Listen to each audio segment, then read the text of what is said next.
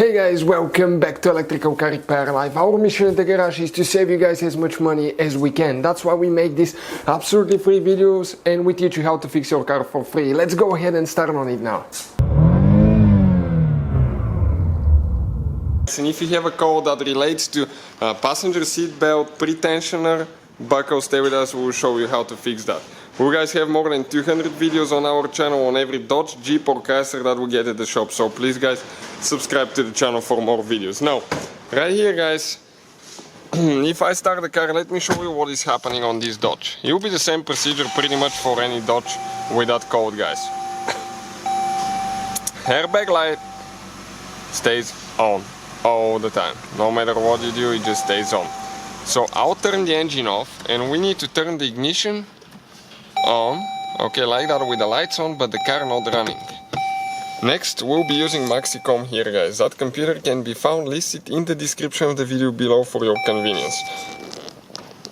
Excuse me. So you can use that computer on so many cars, not just Dodge, Chrysler or Jeep.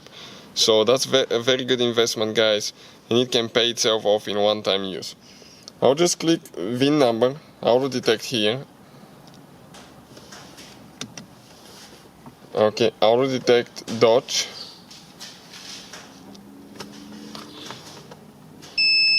Now it's going to read the VIN number. We say okay, this is the correct number, and it will tell us it's a 2012 Dodge Journey. Yes. And next all we have to do, we need to go to diagnostics here. Okay, diagnostics, control unit. Then we need to go to body, because the airbag system is under body. Airbag. Read codes. Check out what we have now.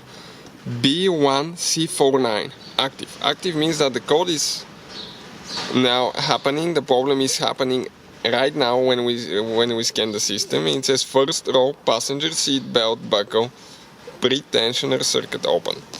So that's guys the front right belt.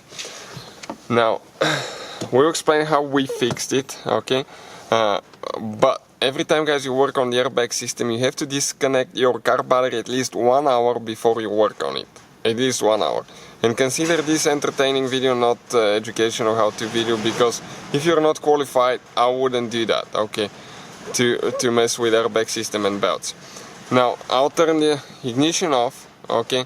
We did not disconnect our battery, but never ever do that, because we just want to show you how to fix it quick.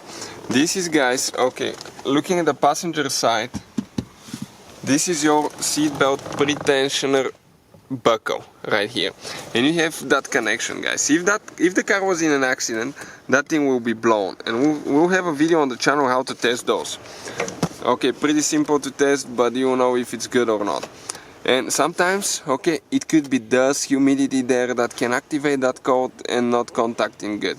So disconnect it, okay, and push it back in. Okay, there is one locking pin, push it all the way in. Okay, like that, you can see, and we'll see if that fixes the problem. Sometimes it's just a loose connection that you need to fix, sometimes it's a bad pretensioner, sometimes the car was in an accident, okay, and they didn't replace the belt, so it could be so many things. But let me show you now. If I turn the engine on, the ignition on, excuse me, not the engine, ignition on, engine off, and we go back to scan the system now. Stay with us until the end to see something interesting. Okay, it says that the code is stored, so it's not happening now. Okay, it was in the past, but it's stored. I will erase the codes. Okay. And if I go ahead and read the codes one more time, it will say that we have no fault codes detected.